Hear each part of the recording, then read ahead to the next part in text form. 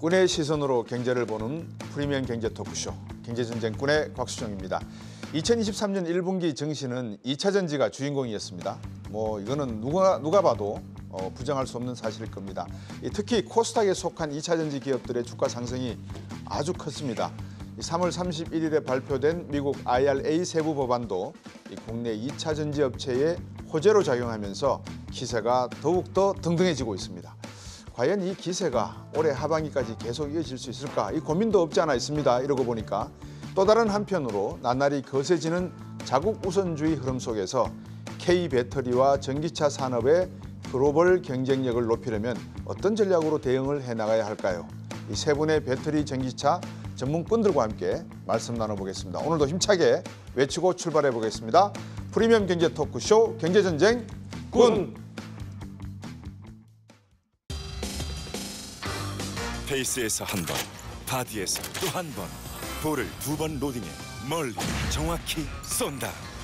메이저 챔피언들의 선택, 스릭슨 GX 마크2. 네, 그동안 글로벌 전기차와 배터리 업계의 초미의 관심사, 바로 이 미국 인플레이션 감축 법안 IRA의 이 전기차 세액 공제 세부 지침 규정안이 지난 3월 31일에 드디어 발표됐습니다. 자, 이한나 연구위원님, 이번에 발표된 IRA 세부 법안을 보니까 2022년도하고 또 이번에 나왔던 백서, 요전에 나왔던 12월 31일인가요? 백서하고 내용이 거의 변한 게 없는 것 같습니다. 내용 한번 시청자분들께 정리 한번 해주시겠습니까? 네, 크게 변한 부분은 없었던 것 같습니다. 그렇지만 이제 제가 담당하고 있는 2차 전지 셀과 소재 쪽으로 갔었을 때 네. 양극재, 양극활 물질 쪽에서는 가이드라인하고 조금 유사하게 나왔다라고 보시면 될 것 같습니다. 예. 저희 2022년에 처음에 등장을 했었던 IRA 법안에서는 저희 양극재, 음극재 약간 이런 식으로 이제 표현이 됐었죠. 그래서 네. 전체 이제 생산비 한 10% 정도를 우리가 크레딧을 받을 수 있도록 나왔던 부분이 양극재 도 그런가 보다 이제 이렇게 판단이 됐었는데 네. 만약에 그렇다면은 이제 양극재 기업들이 미국에 나가서 미국 내 생산 시설을 확보해야 되는 이런 정책이었다면 저희 12월 31일 날 나왔었던 백서를 통해서는 마치 이게 이제 구성 재료 쪽으로 들어가는 것처럼 나오면서 많은 양극재 기업들이 이렇게 된다면은 약간 광물 쪽 요건으로 들어가면서 이제 국내에 지어도 되지 않을까. 굳이 생산비가 많이 드는 미국 쪽으로 나갈 필요는 없지 않나. 이제 네. 이런 이야기를 하게 되었죠.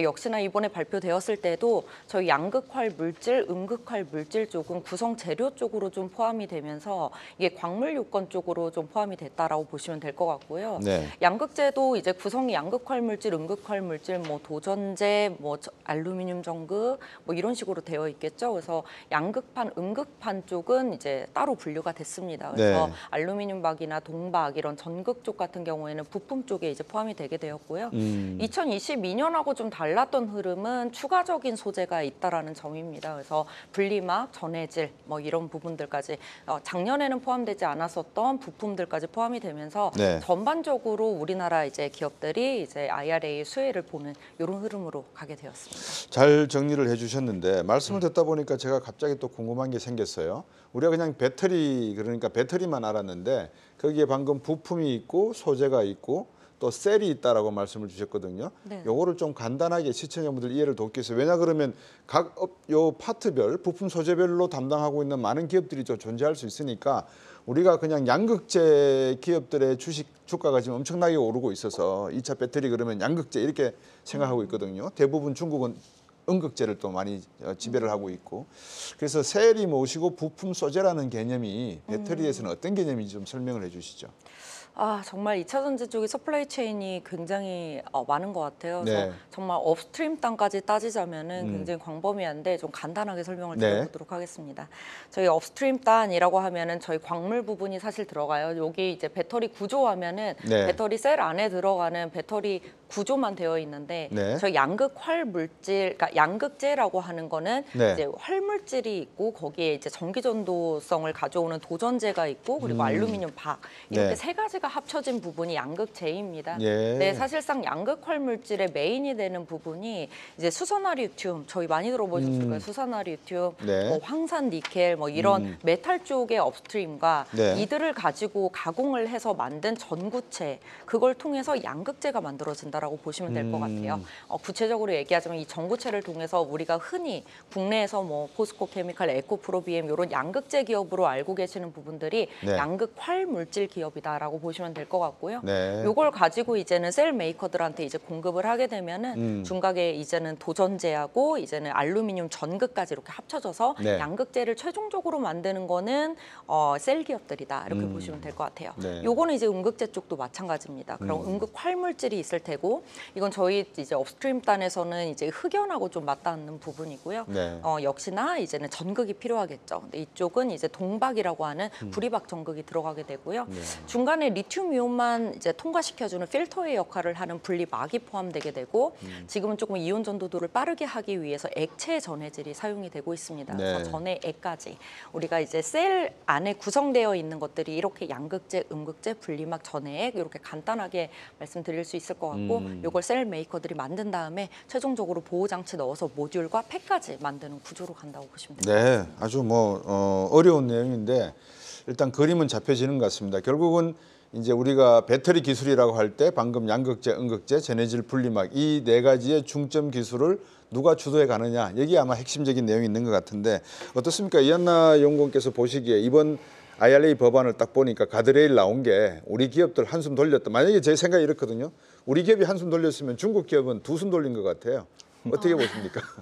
우리나라 기업이 한숨 돌. 그러니까 사실 이번에 조금 아쉬웠던 부분들은 네. 뭐 우려 국가에 대한 부분의 구체적인 언급이라든지 왜냐하면 저희 IRA 법안이 나오기 바로 전에 뭐 포드가 이제 CATL의 기술만 가지고 기술 라이선스만 가지고 단독 공장을 해서 미국 내에 짓겠다. 막 이런 디트로이트에 얘기도 지으려고 있었고 그랬죠. 테슬라도 마찬가지고 이렇기 때문에 우려 국가들을 어느 정도까지 어떻게 허용할지에 대한 구체적인 가이드라인이 좀 나왔으면 좋았지 않을까 이런 부분이 있었습니다. 근데 네. 사실 뭐 그게 단기간에 잡힐 수 있는 정책은 아니죠. 그렇기 때문에 뭐 그래도 한숨은 돌리긴 돌렸다라고 보여지곤 있지만 네. 앞으로 이런 구체적인 부분들은 좀 진행이 돼야 되지 않나 이렇게 보고 있습니다. 그렇군요.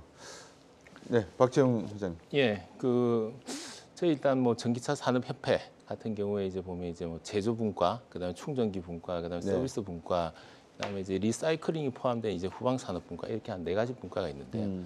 이번에 이제 뭐 IRA와 관련돼서 이제 밀접한 관련이 있는 거는 이제 첫 번째 이제 제조 관련된 분과하고 그다음에 리사이클링 분과 두 네. 개가 좀 관련이 있는 것 같아요. 네. 근데 이제 이번에 IRA를 보면서 일단은 기본적으로 뭐 우리 위원님이 말씀하신 것처럼 아무래도 공급망 부분에 대해서 어느 정도 좀 유연하게 가져갈 수 있는 부분에 대한 거는 긍정적으로 생각을 하고요. 근데 실제로 이제 저희가 이제 조금 우려하는 부분들은 몇 가지가 있습니다. 예. 아직까지도. 왜냐하면 결국은 저희가 이제 최근에 이제 미국에 있는 중소형 이제 전기차를 네. 만드는 회사들 그런 쪽 같은 경우 저희가 배터리 팩을 공급하기 위해서 이렇게 만나 보면 네. IRA 때문에 너무 이제 미국에 급격하게 이게 제조 기반이 갑자기 만들어지다 보니까 네.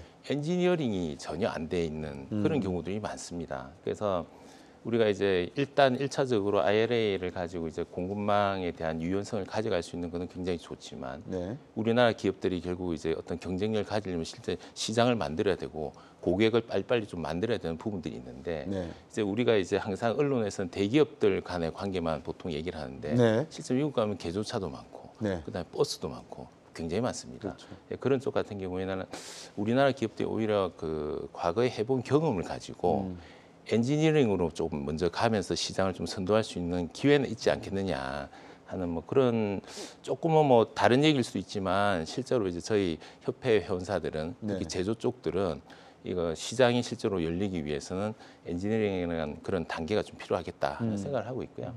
이제 리사이클링 쪽은 뭐 지금 굉장히 우리나라에 많은 기업들이 이제 지금 공장을 지을 계획을 가지고 있는데 네.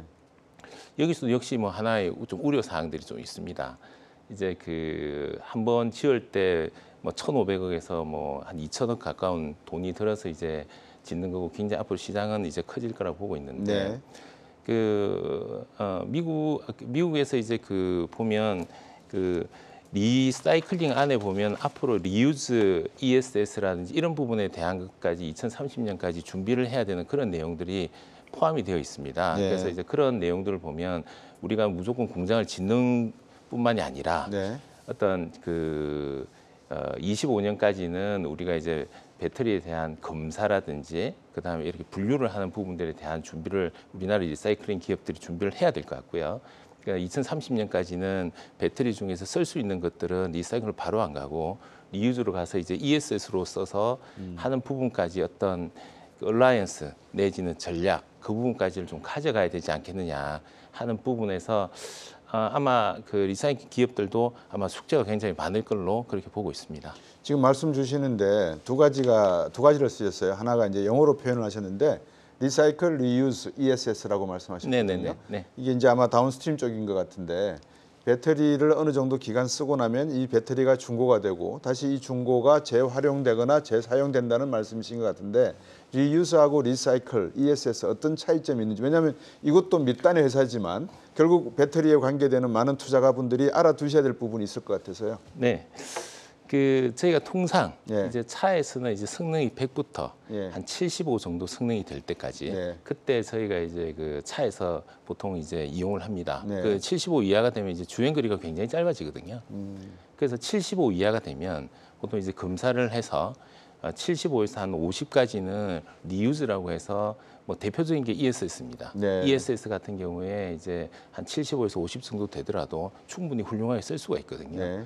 그 단계를 저희가 리유즈라고 보통 표현을 합니다. 네. 그 다음에 50 이하가 되면 말 그대로 이제 그거를 이제 우리가 갈아서 블랙 파우더를 만들어서 이제 재련을 해서 니켈, 코발트, 망간을 뽑아내는 그런 과정들을 우리가 리사이클링이라고 네. 합니다. 네, 그렇게 좀 구분을 할 수가 있을 것 같고요. 그렇군요. 예. 그래서 배터리도 그 사용할 수 있는 기간이 있고 단계가 있군요. 그렇습니다. 그럼 자동차 검사하는 기간도 지금 내연기관 검사하듯이 정기적으로 해야 되겠네요. 배터리 체크하기 위해서. 그러니까 100에서 75 사이는 말 그대로 이제 우리가 기존의 자동차 검사하듯이 하는 거고요. 네.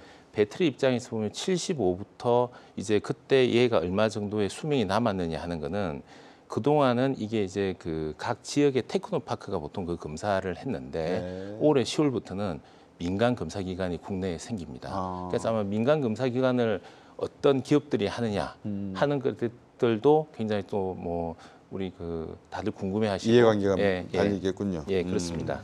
이호근 교수님, 네네. 방금 저 회장님, 박 회장님 말씀을 듣고 보니까 결국은 배터리 단하고 전기차 단하고 이게 결국은 상호 상당히 밀접한 관계가 있는 것 같습니다. 네네네. 오늘 언론에서 LG 에너지 솔루션 실적 발표가 났는데 네네. 상당히 그 뭐 기대보다는 조금은 양호하게 나긴 했지만 거기에 이미 IRA 법안에 의해서 1,000억 원인가요? 네. 어느 정도 보조금이 세금 감면 세금 감면 효과가 네네. 들어가 있더라고요. 네, 맞습니다. 그러면 이제 전기차 같은 경우에도 장단기적인 어떤 이런 뭐 효과가 네네. 파급 효과가 있지 않을까 싶은데 어떻게 예. 보십니까? 이게 분명히 있을 수밖에 없겠죠. 왜냐하면 전반적으로 볼 때는 일단 중국산 부품의 사용이나 소재의 사용이 줄어들거든요. 그러다 보니까 2차 전지를 비롯해서 국내 기업들이 네. 좀 호조를 띨 수 있고 앞으로 매출이나 여러 가지 신장세에 있을 수 있다라는 건 네. 진짜 희망적입니다. 또 이번에 이제 세부 사항을 보면요, 핵심 광물을 미국이나 FTA를 맺지 않은 국가에서 그 일부 조달을 뭐 못한다 하더라도 추출 가공을 통해 가지고 총 부가가치의 50% 이상을 FTA를 맺었거나 미국에서 하면 되거든요. 그 얘기는 뭐냐면 2차 전지 업체나 국내 기업들이 꼭 미국에 공장을 세우지 않고 국내에 투자해도 충분히 그 IRA를 통과할 수 있다는 얘기죠. 네. 하지만 이건 이제 단기적인 문제고 2024년이나 25년까지 우리가 달성해야 될 목표들도 또 있고요. 결국 자동차 입장에서는 2025년에 미국 공장을 운영할 때까지는 다소 좀 문제점으로 지적되는데 가장 리스크는 뭐냐면 현재 여러 가지 컨스트레인트 조건들이 붙어서 미국 내 70여 개가 좀 넘는 전기차가 판매되고 있거든요. 네. 그 차종들 중에 한 50개, 70%인 50개 차종이 IRA 때문에 보조금을 못 받을 가능성이 높습니다. 네. 그다음 100% 받는 차종도 한 10여 개 차종으로 위축되고요. 네. 테슬라 같은 경우도 쿼터제에 걸려가지고 다 못 받는 부분도 생기고요. 결국 이러다 보니까 자동차 제작사들이 다소 할인율을 많이 적용하면서 테슬라 같은 경우도 20%까지 할인을 하고요. 네. 그러면서 이런 위기를 넘기고자 하거든요. 중요한 포인트는 이렇게 전체적인 보조금이 줄어들면 혹시 전체 파이가 좀 위축되지 않을까. 왜냐하면 유럽이나 중국 같은 경우도 전기차 보조금 제도가 이제 일몰제로 작년 말로 폐지가 됐고 네. 그러다 보니까 지금 한국이 전기차를 상당히 잘 팔고 있다는 얘기가 늘 나오잖아요. 네. 미국에서도 테슬라 다음이고 유럽에서도 그렇고 이런 부분들이 위축되면서 파이가 작아지면 시장 점유율을 어느 정도 우리나라가 지키고 있다 하더라도 매출이나 수익성이 좀 떨어질 위험성이 있거든요. 네. 이런 부분들이 좀 장기적인 면에서는 우려가 되고 있습니다. 네. 아까 이한나 연구위원께서 말씀을 주셨는데 이번 가이드레일 나온 거를 이렇게 뚫어다 보니까 제가 중국과 일본은 한 두 숨 쉴 것 같다라는 표현을 드렸는데 좀 뭐라 그럴까 우려되는 기업들 아니면 국가들에 대한 제재가 좀 은근히 포함됐으면 하는 뭐 이 남의 뭐라 그럴까 조금 이상한 표현이기도 합니다만 뭐 동등한 경쟁이 참 바람직하죠. 하지만 미국 입장에서 상당히 이번에 야심찬 IRA 법안을 만들었을 때 중국을 견제한다는 건 누구나 다 눈치를 챘거든요. 근데 그런 내용이 좀 있었으면 좋았을 건데 없었단 말입니다. 오히려 FTA를 하고 있는 한국과 일본이 제대로 원산지 규정만 지키면 가공해서 미국에 가지 않아도 될 정도로 국내에서 생산을 하게 됐다. 이런 내용을 보면서 어떻습니까? 이게 이제 좀 이런 부분들은 미국이 앞으로 중요한 미세 법안을 만들면서 좀 조정해 나가지 않을까요? 어떻게 보세요? 저는 우선 미세 법안을 많으면서 조정을 해 나갈 거라고 보고 있고요. 예. 지금 이번에 만약에 당장 완전 양극재 그 업스트림단을 중국을 완벽하게 배제해 나가고 나면 사실 실제 비즈니스를 하는 데 있어서 양극재 기업들한테 좋을 게 하나도 없습니다. 왜냐하면은 우선 업스트림단에서 이제 수산화 리튬, 뭐 황산 니켈, 삼원계를 하고 있기 때문에 네.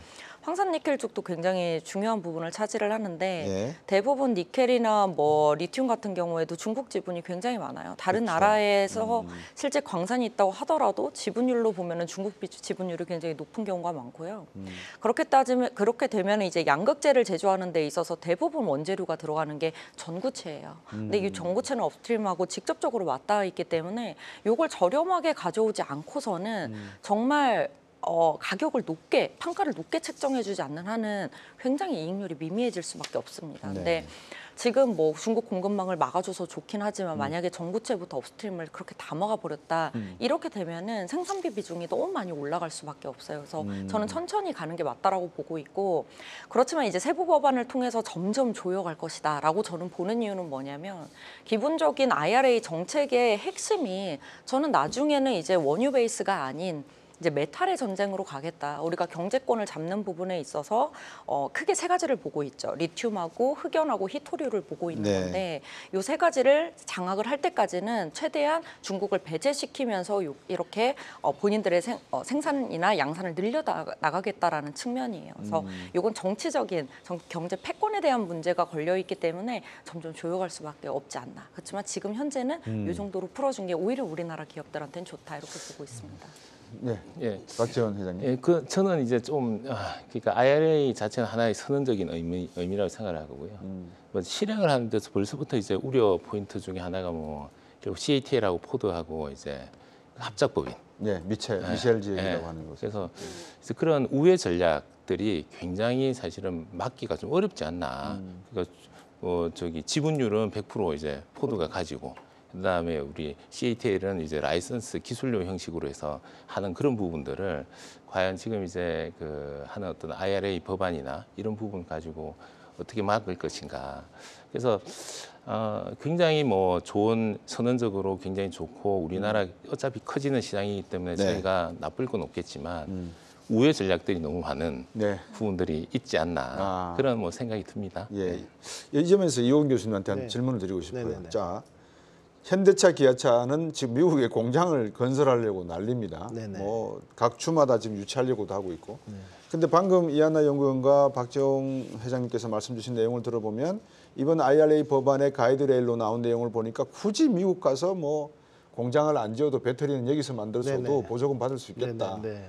그러면 이게 전기차의 업계의 입장과 배터리 업계의 입장이 달라지게 되잖아요. 예, 그렇죠. 같이 가는 게 맞습니까? 왜냐하면 웬만한 뭐 반도체만 하더라도 수많은 계열사 협력업체들이 같이 나가지 않습니까? 예. 같이 가는 게 맞나요? 각각 따로따로 가는 게 맞나요? 같이 가는 게 맞죠. 예. 왜냐하면은 방금 말씀하신 것처럼 CATL이 이제 포드하고 합작 회사를 통해 가지고 우회 전략을 펼쳤거든요. 네. 현재는 막을 방법이 없습니다. 그런데 IRA에 대한 최종 목표는 뭐냐면 지금 중국이 전기차 배터리 시장에 패권을 쥐고 있고요. 네. 그 점유율이 점차 영향력이 커지고 있는데 미국이 자동차 산업의 메카지 않습니까? 그 패권을 다시 가져오고 싶은 게 목적이거든요. 네. 그러니까 인플레이션 감축법이라고 이름은 붙였지만 우리는 자꾸 전기차, 보조금, 배터리 얘기만 하고 있다라는 거죠. 결국 이런 분야를 얘기를 한다면 결국은 어떤 이유나 어떤 방법을 써서라도 중국 기업의 시장 확장은 분명히 미국에서 세부 조항을 수정해서라도 막을 겁니다. 네. 그래서 결국은 조금 전에 말씀하신 것처럼 우려 국가에 대한 정의와 규제 규제 방식이 명확히 이번에 디파인 안 한 이유도 네. 여러 가지 상황을 보면서 그게 조절되지 않을까 이렇게 보이고 있는데 네. 예를 들면은 GV70 같은 경우 현재 SK온의 배터리 쓰고 있거든요. 네. 근데 이 배터리가 중국에서 배터리 셀을 만들어서 울산에 와서 모비스에서 팩하고 모듈을 만든 다음에 미국 엘레바마 공장 가서 GV70에 들어간다는 얘기죠. 네. 결국 그러다 보니까 이번에 이제 지원금을 못 받게 되고요. 그러네요. 결국 이런 부분들이 어떤 제약 조건들이 계속 강화될 게 뻔하기 때문에 실제 배터리 업계들은 당장은 괜찮습니다만 2024년부터 배터리 부품, 25년부터 이제 핵심 광물질 이게 우려 국가에서 조달되면 안 된다는 부분들이 있고 네. 거기에는 기업도 포함이 되는데 예. 현재 이란이나 러시아나 중국에 포함된 모든 기업들이 해당할 수 있는 네. 가능성이 열려 있거든요. 예. 그래서 이런 부분에 대해서는 좀 미리 준비를 해야 됩니다. 왜냐하면 배터리 공장 같은 게 급작스러운 세부 조항의 변경으로 인해서 계획을 세운다 하더라도 최소 2, 3년에 최소 1, 2조 이상 많으면 3, 4조까지 투입되는 아주 롱텀의 어떤 준비 과정이기 때문에 네. 좀 대비를 해야 되지 않나 이렇게 보고 있습니다. 그 이한나 의원께서 지적해 주셨어요. 삼원계라고 해서 이제 신차 여러분께서 들으셨을 건데 이 수산화 리튬하고 황산 니켈 이게 이제 주로 배터리에 들어가는 주요 물질 아니겠습니까? 이게 근데 우리 이한나 의원도 이호근 교수님, 박재영 회장 다 저도 알고 있듯이 지금 아프리카에 제일 많이 나가 있는 국가 이러면 중국입니다. 그렇죠. 그러니까 중국이 또 뭘 하고 있습니까? 그러면 광물 채취하고 있습니다. 다 알고 있어요. 그러면 전기차 그럼 역시 아까 말씀 주셨습니다만 흑연, 리튬, 히토리우 이 세 가지의 주요 원자재를 중국이 아프리카에서 다 캐서 확보를 하고 있다면 결국 우리 배터리 업체가 광물을 가져올 수 있는 곳은 아프리카지만 중국 회사에서 만든 물질이란 말입니다. 그럼 다 목이 매여 있는 상태 되지 않습니까? 이거 어떻게 극복할 예정일까요? 미국은 어떻게 생각할까요?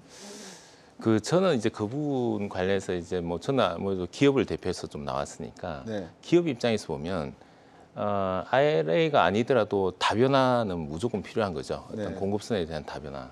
근데 이제 전기차가 그렇게 많이 우리가 얘기를 해도 우리나라 같은 경우 작년 10월 달에 이제 32만 대, 하이브리드가 112만 대 정도 해서 이제 그 누적 이제 1%를 넘고 신차는 한 8%뭐 이렇게 이제 등록을 하니까 이제 막 커지는 시장이거든요. 네. 벌써 이제 광물 이슈들이 막 나오기 시작을 그렇죠. 했어요. 그러면서 이제 광물이 모자랄 거라는 부분 때문에 사실 우리나라 기업들도 LFP에 대한 사항들을 또 그걸 하는 거고, 그다음에 리사이클링 기업들이 최근에 이제 그 각광받는 이유도 네. 어떻게 보면 이제 광물에 대한 조달에 그렇죠. 대한 부분이 크다고 봅니다. 그래서 저는 뭐 단기적으로는 우리가 이제 중국을 배제한 어떤 그런 공급선에 대한 고민을 많이 하겠지만 중장기적으로 봤을 때는 절대량이 부족하지 않겠느냐. 그래서 이 부분이 좀 단기적인 전략과 네. 그다음에 중장기적인 전략을 좀 나눌 필요가 있다. 기업들 입장에서 보면 그렇게 생각을 하고 있습니다. 네. 단기적인 전략과 중장기적인 전략을 마련할 필요가 있다. 이한나 연구위원님. 네, 저 역시도 공감하고 있고요. 근데 이제 참 그런 부분들이 있죠. 지금 현재 대부분 광산을 채굴을 하고 가공하는 이런 업스트림단은 워낙 2008년, 7년 때부터 시장을 열기 위해 중국 기업들이 뛰어들었기 때문에 다른 국가들에서 이거에 대한 부분을 좀 노력을 많이 안 했던 부분이 있어요. 그래서 생각보다 많은 광산이나 뭐 예를 들어서 리튬 같은 경우에도 염호나 이런 여러 가지 부분들이 있는데 네. 이제 와서 이제 미국 같은 경우에는 최대한 본인들이 이렇게 생산을 하고 양산을 가공을 한 그런 리튬이나 니켈을 사용할 수 있도록 하는 부분을 열어놓기 위해 IRA를 만든 거죠. 그래서 우리가 지금 눈에 이미 나와 있는 광산 이런 것들만 봤을 때는 중국 지분율이 굉장히 많고 이거를 어떻게 가져올까 그리고 중국이 가지고 있는 지분을 다시 가져오려면 밸류가 높아진 상태이기 때문에 네. 배보다 배꼽이 더 큰 이런 상황이 돼버리거든요. 그렇지만 이제 신규 광산이나 신규 염호에 대한 개발들을 계속적으로 하고 있기 때문에 네. 완벽하게 앞서지는 못할지언정 어느 정도 포트폴리오는 다변화가 될 수 있다라고 보고 있고요. 국내 측면에서 만약에 보자면 그래서 국내에서 이제 포스코홀딩스나 이런 쪽에서 굉장히 많이 노력을 하고 있지만 네. 이게 광산이나 염호를 가지고 그 부분을 끌어올리는 건 쉽지만은 않을 것 같아요. 국내에서는. 네. 그래서 그렇다 보니까 폐배터리 리사이클링 얘기가 우리나라에서는 이렇게 많이 나오는 게 아닌가. 그래서 중장기적으로 봤었을 때는 오히려 광산이나 뭐 요모 이런 것들에 대한 개발보다는 폐배터리 리사이클링을 통해서 최대한 요 안에 사용되어 있는 원자재들을 순도 높게 이제는 확보를 해서 사용할 수 있는 방안이 우리나라한테는 조금 더 현실적이지 않나. 그거는 미국도 마찬가지인 것 같습니다. 그렇군요. 네. 이원 교수님. 네, 마찬가지입니다. 지금 말씀하신 대로 실제 현재 그러다 보니까 이제 세부 조항에서 조금 전에 말씀드린 것처럼 중국이나 인도네시아산 광물을 현재는 써서 네. FTA 체결국인 뭐 칠레나 한국에 대해서 가공을 해도 된다라는 유예 조건으로 한숨을 돌린 이유가 거기에 있는 거죠. 네. 현재 뭐 지금 양극재 얘기를 하고 있습니다. 음극재만 해도 흑연광산 45개 중에 30개 정도를 중국이 차지하고 있거든요. 그 절대적인 양에서 우리가 어떤 데드라인으로 나와 있는 부품 24년, 그다음 원 소재 25년 수급 이런 부분을 현재는 우리가 수치적으로 맞출 수 있는 방법이 없습니다. 네. 그런데 이런 부분들을 정책적으로 계속 미국에 제안을 하고 이런 부분에 대한 어떤 유예를 받는다거나 그래서 말씀하신 대로 이제 리사이클을 통해 가지고 재활용 또 한 가지는 여러 가지 정책이 있을 수 있는데 저는 실제 일충전 주행거리에 대한 싸움이 너무 과도하다고 보고 있거든요. 네. 실제 초창기 출시한 것처럼 전기차는 한 200에서 250km 미만의 주행거리를 갖고 시내 주행용은 전기차로 가고 약간 다른 얘기지만 롱레인지나 헤비한 모델 같은 경우는 수소연료 전지차로 간다든지 해서 보통 400에서 500km 주행까지는 전기차의 생산 원가는 저렴하고요. 400~500km는 동등합니다.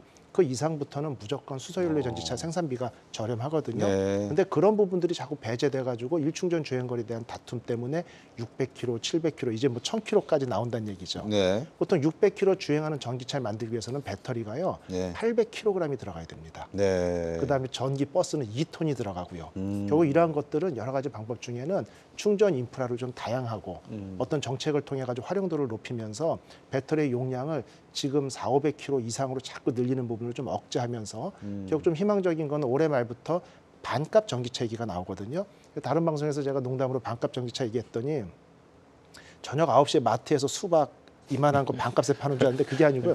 반 잘라서 반값입니다. 지금은 5만 불 넘지 않으면 살 수 없었던 전기차를 예. 차도 좀 축소하고 예. 배터리 가격도 낮추고 해서 반값에 2만 5천에서 3만 불에 출시하겠다는 얘기인데 네. 여기서 포인트는 뭐냐면요.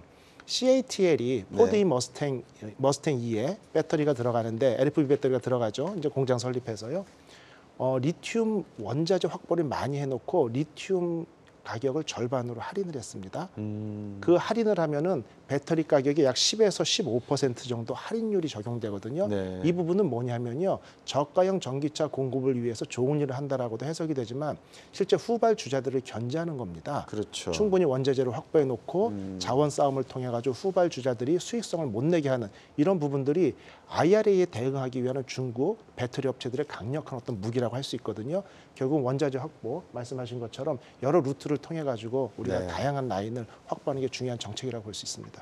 지금 세 분 말씀을 듣고 보면 뭐 양극 활물질, 음극 활물질, 전해질, 분리막 이런 모든 부품 소재, 셀 이용 내용들이 현재 상황에서 그렇다는 것이지 앞으로 화학 기술이 발전이 되고 새로운 어떤 또 물질이 개발이 된다면 이런 광물질에 우리가 의존만 했다가는 또 자칫해서 다른 걸 놓칠 수 있다 이렇게 해석을 해도 되겠죠, 그죠?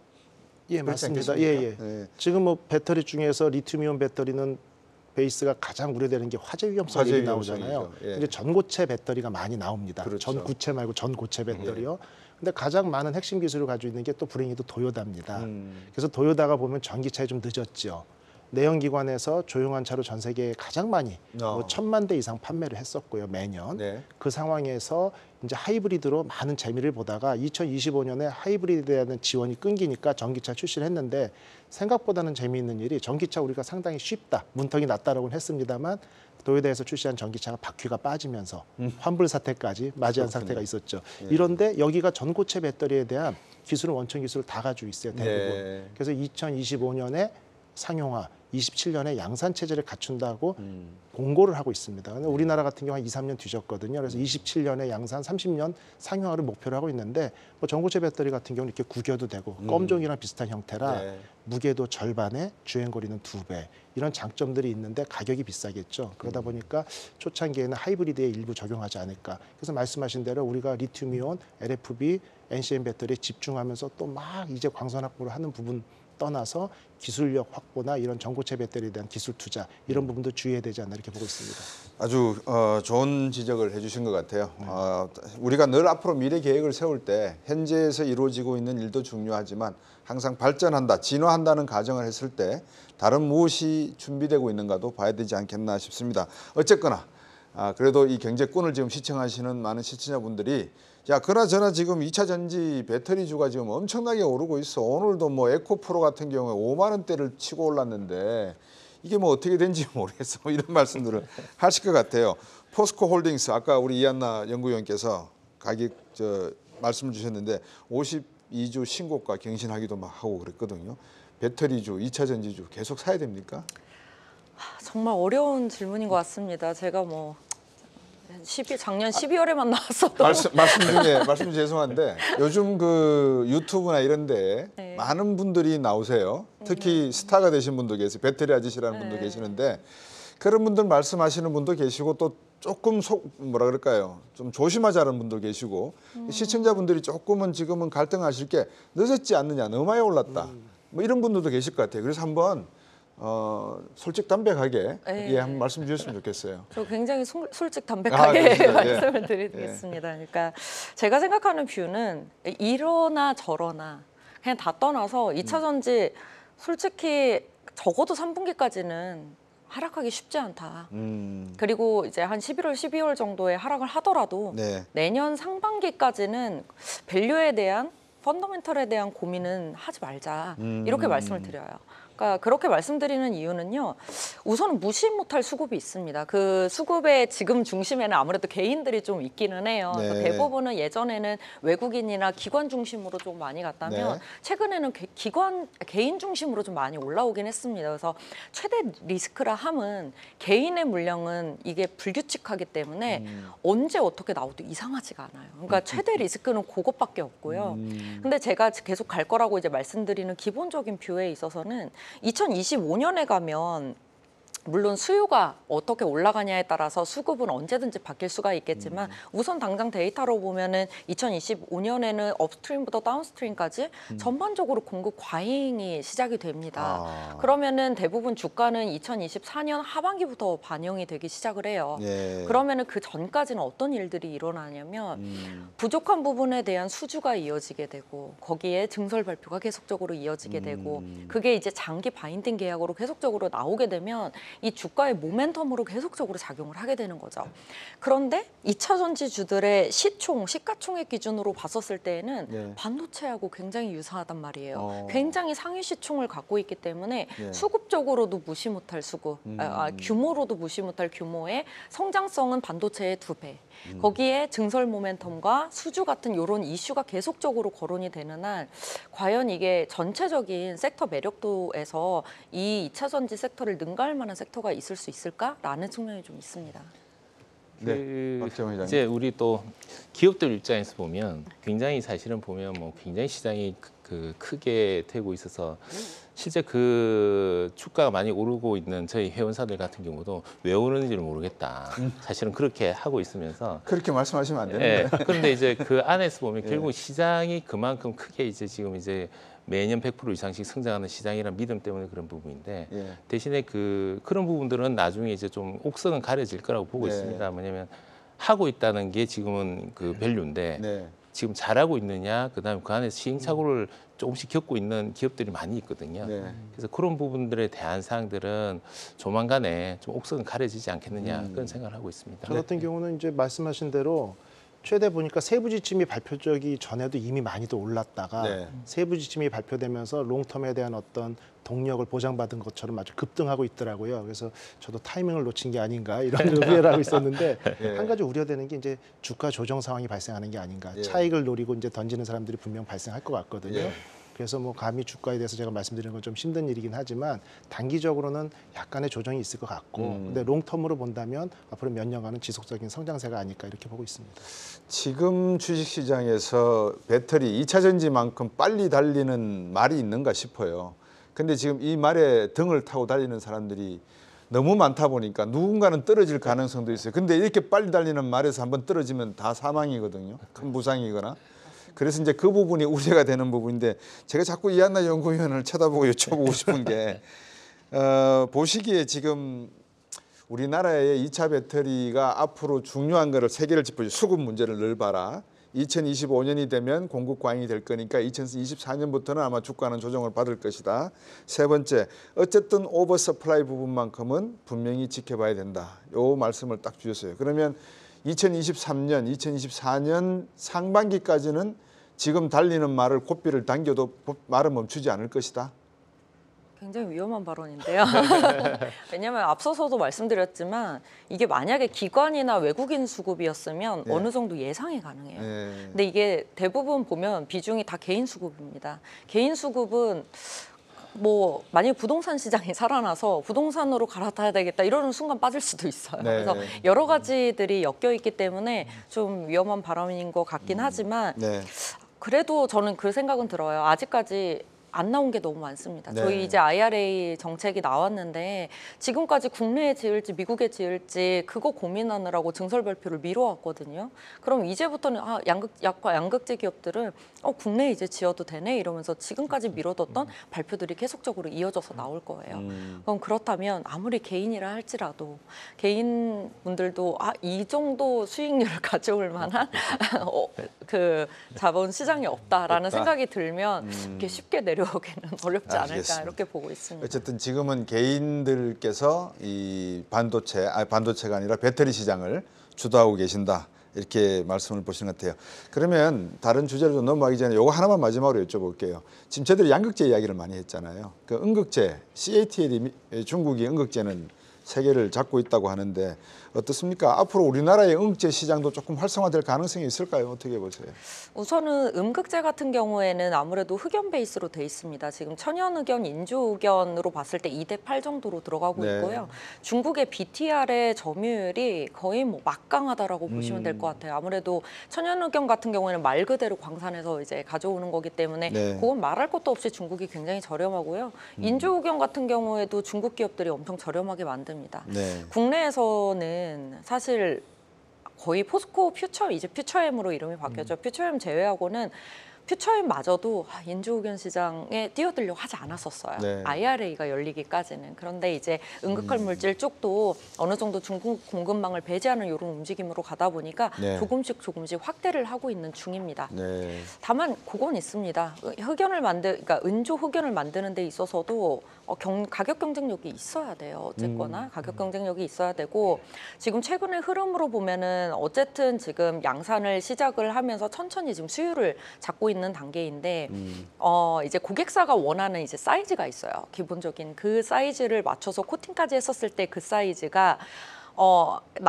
그 사이즈가 나오는 것도 약간 문제이기도 하지만 기본적으로 이제 인건비가 많이 들어가요. 인건비와 전력비가 우리나라가 월등히 높기 때문에 우리나라 이제 포스코 퓨처엠 같은 경우에는 완전 자동화 장비로 이제 응급할 물질 쪽에 인조흑연이 들어가게 된 거죠. 그래서 이게 잘 된다면 우리나라도 가격 경쟁력을 가질 수 있겠지만 네. 좀 지켜는 봐야 될 것 같습니다. 아직은 알겠습니다. 수율 잡는 거는 시간이 조금 걸릴 것 네. 같아서요. 네. 그래서 우리 개인들이 결국은 또 양극재로 지금 가 계시다가 어느 순간에 또 음극재다 하면 또 방향을 확 틀 수가 있으니까 이 갑자기 달리다가 속도 내다가 방향 틀어버리면 차가 전복되거든요. 말도 전복되고 하여튼 조심해서 보시고 조금만 더 우리 K 배터리의 능력, 기술력에 대해서 한번 이호은 교수님께 한번 여쭤볼까 싶습니다. 미국도 IRA 법안했고요. 네. 유럽, 영국 쪽도 CRMA 핵심 네. 원자재 물질, 원자재법 이거 네, 발표됐더라고요. 예, 예.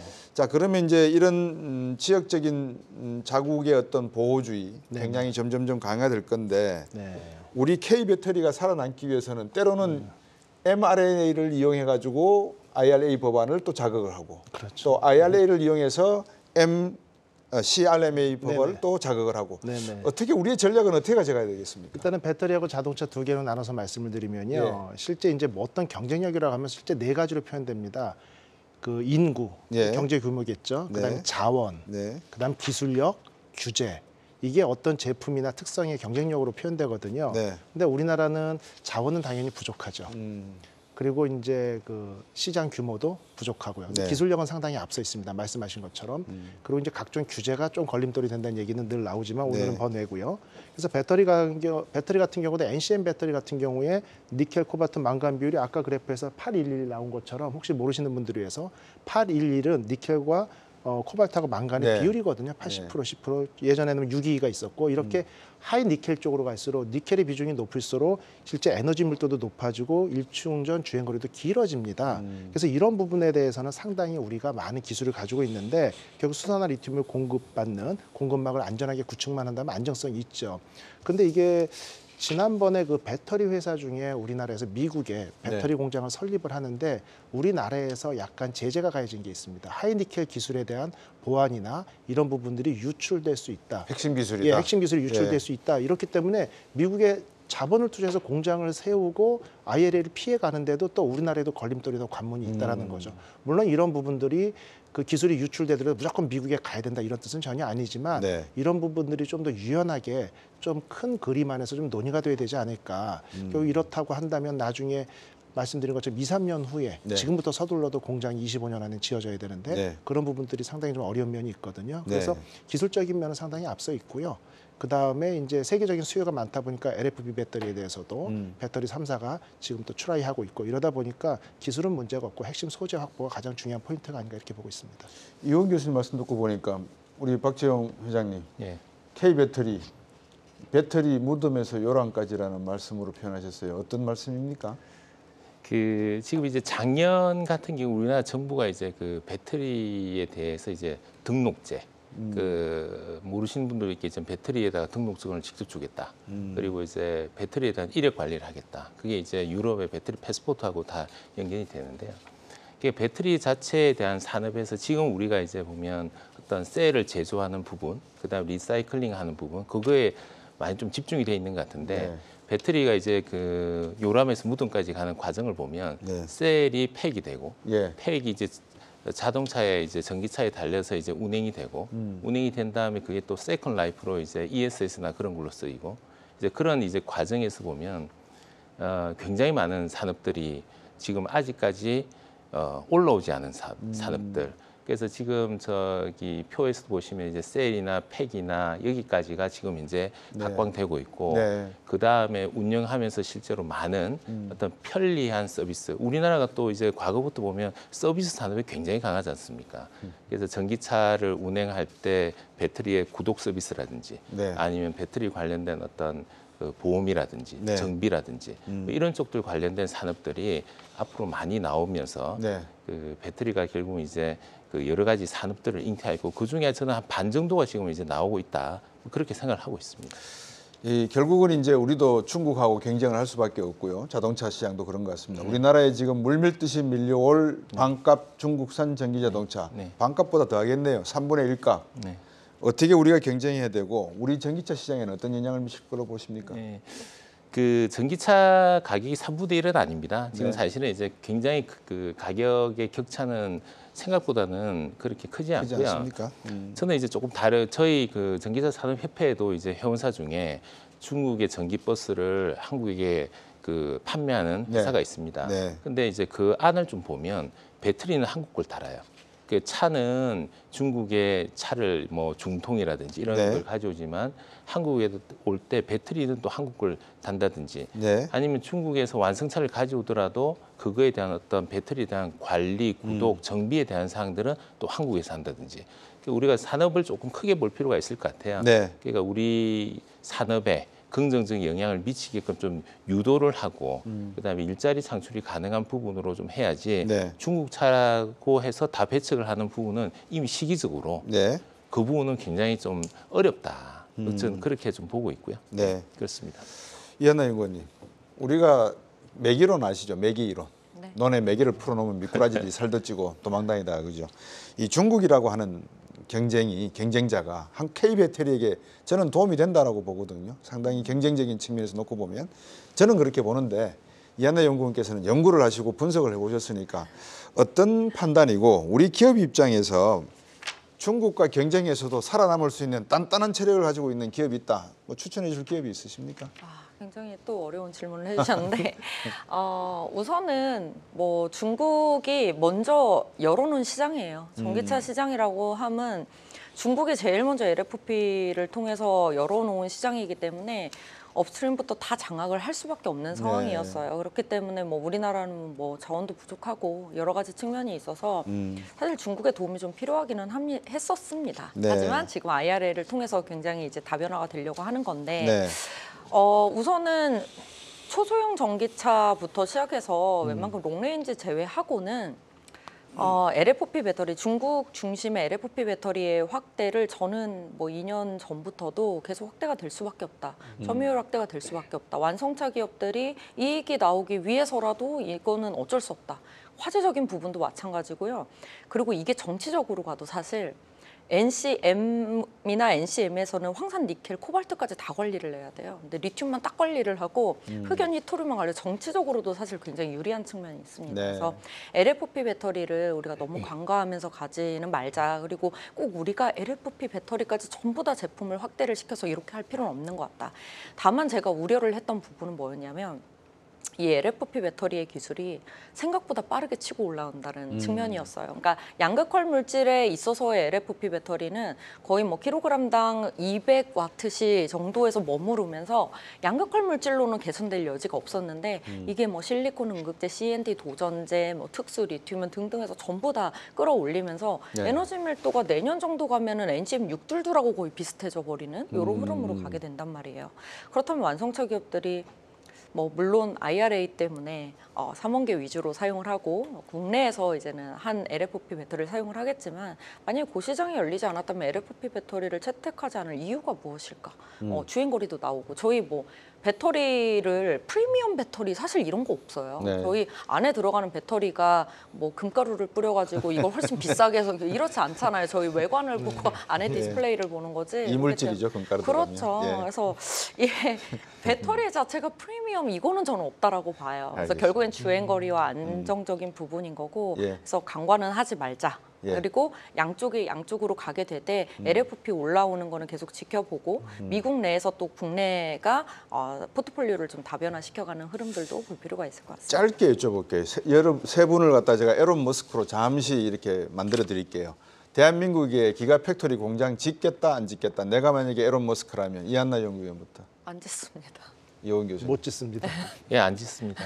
답은 나와 있는 것 같습니다. 자, 우리 이호은 교수님께 질문 하나 드릴게요. 방금 이한나 의원께서 상세히 설명을 해주셨는데 K 배터리 그래도 우리가 가지고 있는 핵심 기술은 이거다. 무엇입니까? 예, 뭐 기술력은 뭐 하이니켈 어떤 테크닉을 비롯해서 여러 가지 기술들이 있고 일단은 화재된 위험성, 안정성만 좀 한다라면 에너지 밀도 면에서는 상당히 앞서 있거든요. 네. 그리고 일단은 펀더멘탈이 확실하기 때문에 LFP 쫓아가는 건 문제가 없고요. 다만 시기적으로 충전 인프라가 보급이 되면 될수록 일충전 주행거리에 대한 니즈는 줄어들 수밖에 없고 네. 시장 확대를 위해서는 무조건 저가형 전기차 나와야 되는데 그 타이밍을 놓쳤다 이거고요. 네. 우리는 기술력 면에서는 크게 뒤진 게 없기 때문에 충분히 극복해 나갈 수 있지 않을까 이렇게 보고 있습니다.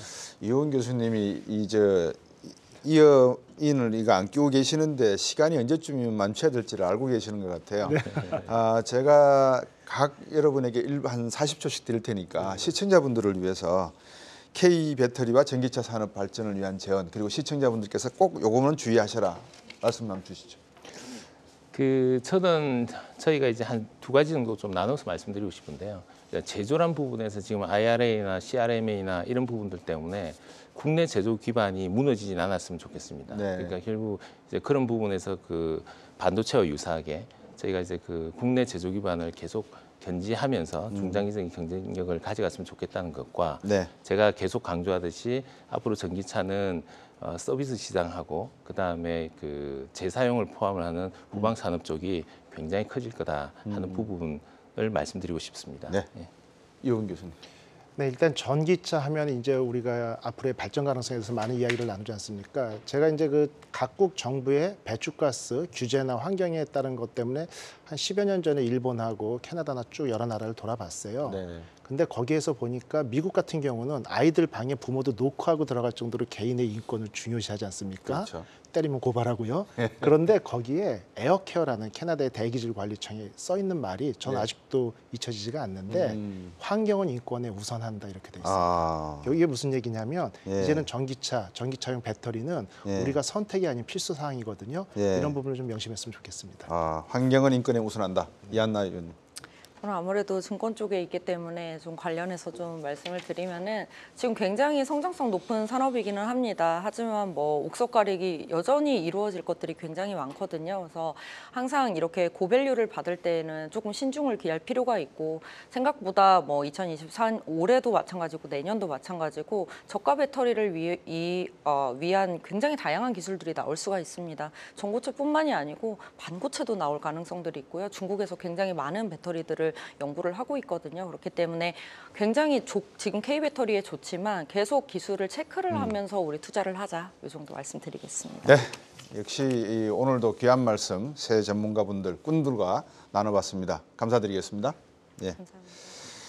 이 미 IRA 법안이 일으킨 파고는 일단 잘 지금 넘어가고 있는 것 같습니다. 그렇지만 이 K배터리와 전기차 산업의 과제는 여전히 남아 있습니다. 부디 우리 정부와 관련 업계가 지혜를 모아서 이 갈수록 거세지는 자국 우선주의, 보호무역주의 흐름 속에서도 이 글로벌 시장에서 우위를 지켜낼 수 있는 현명한 전략을 세워주기 바라봅니다. 저희는 다음 주 금요일 오후 5시에 돌아오겠습니다. 지금까지 시청해 주신 여러분 고맙습니다.